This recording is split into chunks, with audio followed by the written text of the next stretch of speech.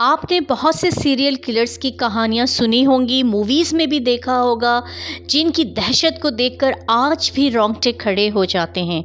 मैं जो कहानी आपके लिए लेकर आई हूँ, वो ओटाको मर्डरर के नाम से मशहूर है, जो उस शख्स का अपना नाम नहीं था, मगर उसकी हरकतों की वजह से, उसकी जुनूनी कैफियत की वजह से उसे ओटाको मर्डरर का नाम दिया गया।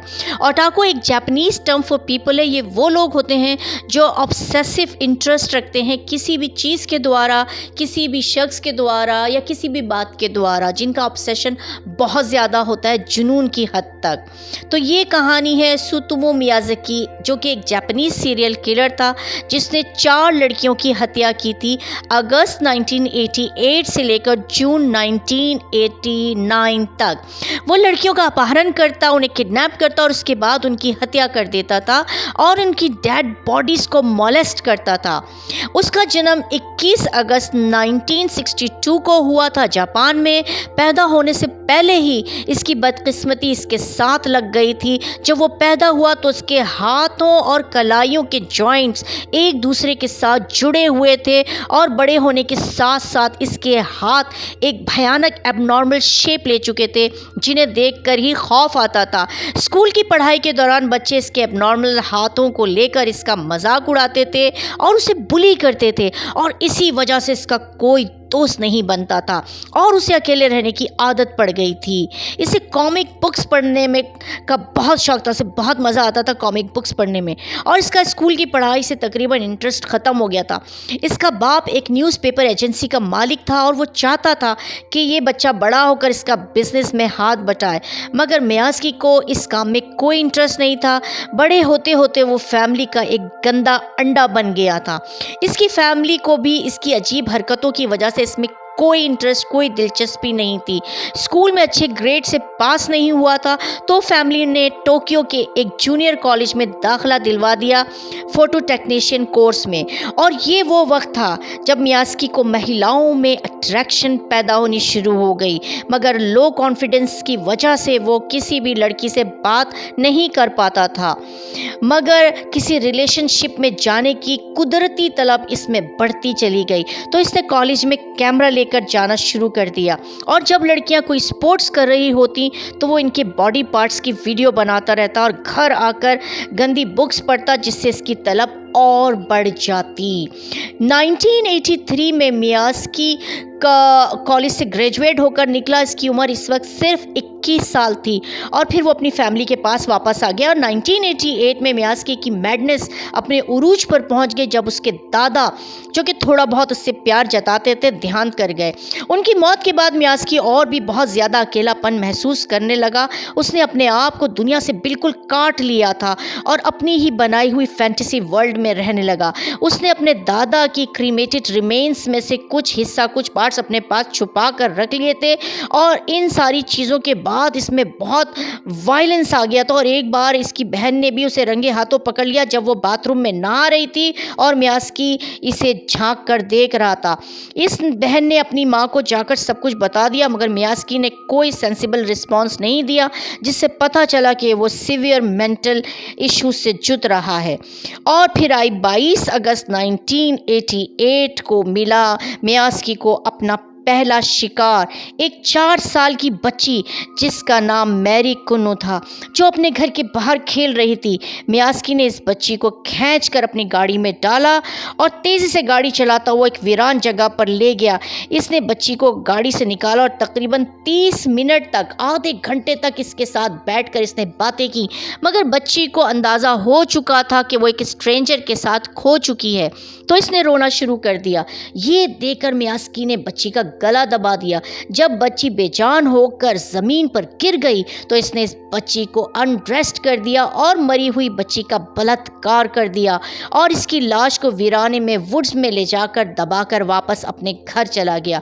पूरे शहर में मैरी को ढूंढने लगी पुलिस, मगर कुछ हाथ ना आया और इस जालिम ने मैरी के गमज़दा माता पिता को एक पोस्ट कार्ड भी भिजवाया, जिस पर इसने मैगजीन से शब्द काट काट कर और जोड़ के एक सेंटेंस बनाया था, जिसके लिखा था, बाहर हर तरफ शैतान घूमते हैं।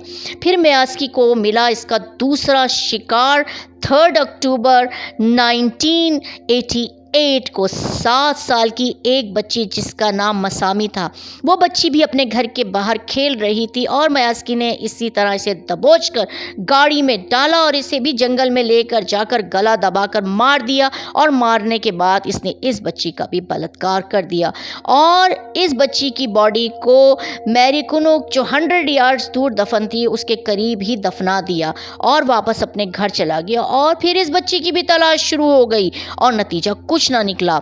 मियाज़की का तीसरा शिकार 12 दिसंबर 1988 को एक और 4 साल की बच्ची जिसका नाम एरिका था, जो अपनी फ्रेंड के घर से खेलने के बाद अपने घर वापस जा रही थी। उसने इस बच्ची को भी दबोचा और कार में डालकर करीब ही एक पार्किंग लॉट में ले गया। मगर एरिका दूसरी बच्चियों की तरह खामोश रहने वाली बच्ची नहीं थी। उसने खतरा देखकर जोर जोर से चिल्लाकर रोना शुरू कर दिया, जिसकी वजह से मियाज़की बहुत पैनिक हो गया। उसने एरिका की नेकेड तस्वीरें उतारी और पिछली सीट पर उसे भी गला दबाकर मार दिया। फिर इसने इस बॉडी को प्लास्टिक शीट में लपेटकर करीब के वुड्स में फेंक दिया। एरिका की बॉडी उसी दिन पुलिस को मिल गई थी और एरिका के कत्ल को भी पिछली दोनों लड़कियों से लिंक कर दिया गया। बाकी सीरियल किलर्स की तरह कत्ल के बाद मियाज़की भी कुछ समय के लिए ठंडा हो जाता था। जब एरिका की बॉडी पुलिस को मिल गई तो मियाज़की ने एरिका के पेरेंट्स को भी एक पोस्ट कार्ड भेजा जिसमें कुछ मैगजीन से काट कर शब्द बनाए गए थे, जैसे कोल्ड, डेथ, कफ, थ्रोट, रेस्ट। वो अपने विक्टिम्स के घरों में फ़ोन कॉल भी करता था, एक खामोश फ़ोन कॉल, और सुनने वालों को सिर्फ सांसों की आवाज़ सुनाई देती थी। और जिस तरह एरिका के घर वालों को पोस्ट कार्ड भेजा था जिसमें मैगजीन से शब्द काट कर इसने ये जोड़े थे, कोल्ड, डेथ, कफ, थ्रोट, रेस्ट, यानी एक तरह से उस परिवार का मजाक उड़ा रहा था, जिससे उसे बड़ी खुशी मिली थी। 6 फरवरी को मैरीकुनोक के पिता को एक बॉक्स उनके दरवाजे पर मिला जिसमें बेबी टीथ, बच्ची के कपड़ों की फ़ोटोज़ थी और एक मैसेज था जिसको भी मैगज़ीन से काटकर शब्दों से लिखा गया था, Mary bones cremated, investigate, proof. इसके बाद ये कहा जाता है कि मियाज़की ने जहां मैरीकुनोक को मारकर फेंका था वो वहां जाता है और उसकी रिमेन्स को निकालकर उसके पेरेंट्स को भेज देता है, यानी जो बॉडी पार्ट्स थे, और उन बॉडी पार्ट्स से कंफर्म हो जाता है कि मैरीकुनोक के ही बॉडी पार्ट्स हैं, जबकि इसका एक हाथ और एक पैर भी मिसिंग था। ये मैरी की फैमिली के लिए एक बहुत बड़ा सदमा था। मगर रिमेन्स मिलने के बाद उन्होंने अपनी बेटी का फ्यूनरल भी कर लिया था। फिर आई बारी 6 जून 1989 को उसने अपना अगला शिकार किया। ये एक 5 साल की बच्ची थी जिसका नाम था अयाको नोमोटो। इससे पहले मैं आपको बता दूं कि शैतानियत की इंतहा ये थी कि इसने मारने के बाद एक विक्टिम का ब्लड भी पिया था और उसके हाथ का एक हिस्सा भी खा गया था। उसने ये भी बताया कि क्रीमेशन के बाद अपने ग्रैंडफादर की उसने एशेज़ भी खा ली थी ताकि उसके जो ग्रैंडफादर हैं उसके करीब ही रहें, वो इनसे दूर नहीं रहें। तो फिर बारी आई 6 जून 1989 को उसने अपना अगला शिकार किया। ये एक 5 साल की बच्ची थी जिसका नाम था अयाको नोमोटो। मियाज़की इस बच्ची के पास गया और इससे बोला कि क्या वो कैमरे से इसकी तस्वीर ले सकती है। अयाको तैयार हो गई। अपने कुछ तस्वीरें खिंचवाने के बाद मियाज़की ने अयाको से पूछा कि क्या वो उसकी तस्वीरें अपनी गाड़ी के साथ ले सकता है। इस बीच अयाको ने मियाज़की के हाथ की तरफ देखकर इससे इसके बारे में पूछा। ये सुनकर मियाज़की को गुस्सा आ गया और उसने अयाको को घसीटकर कार में डाला और वहीं उसका भी गला दबाकर मार दिया। और इस बार वो अयाको की लाश को वुड्स में लेकर जाने के बजाय अपने घर ले गया। घर ले जाकर अपने कमरे में इसने अयाको की तस्वीरें ली और 2 दिन तक अपने कमरे में इस लाश को रखकर अपने आप को खुश करता रहा। मगर 2 दिन बाद ही लाश से अजीब सी बदबू आना शुरू हो गई। तो मियाज़की ने लाश को ठिकाने लगाने के लिए इसके हाथ, पैरों और सर को टुकड़ों में काट दिया ताकि कोई अयाको को पहचान ना सके और बाकी के धड़कों उसने करीब बनी एक सेमेटरी में छुपा दिया। फिर अपने गार्डन में बैठकर इसने अयाको के कटे हुए हाथ को पकाकर खा लिया और बाकी जो रिमेन्स थे उनको अपने घर के करीब बनी एक पहाड़ी के पास डिस्कार्ड कर दिया। अयाको के कत्ल के 5 दिन बाद सेमेटरी से इसके रिमेन्स डिस्कवर हो गए और इन सारी हत्याओं के पीछे एक साइको सीरियल किलर है। ये जांच के बाद एक हाई प्रोफाइल सर्च शुरू हो गई, लेकिन कहते हैं ना, हर बुरे काम का एक अंत ज़रूर आता है। सो ऐसा ही हुआ। 23 जुलाई 1989 को मियाज़ाकी को 2 छोटी बहनें एक पार्क में खेलती नजर आईं। वो उनके पास गया और छोटी बहन को घसीटकर एक करीबी नदी की तरफ लेकर जाने लगा। बड़ी बच्ची किसी न किसी तरह बचकर भागकर घर पहुंच गई और अपने बाप को उसने सारी बात बता दी। बाप भागकर नदी के पास पहुंचा तो सामने का माजरा देखकर इसके होश उड़ गए।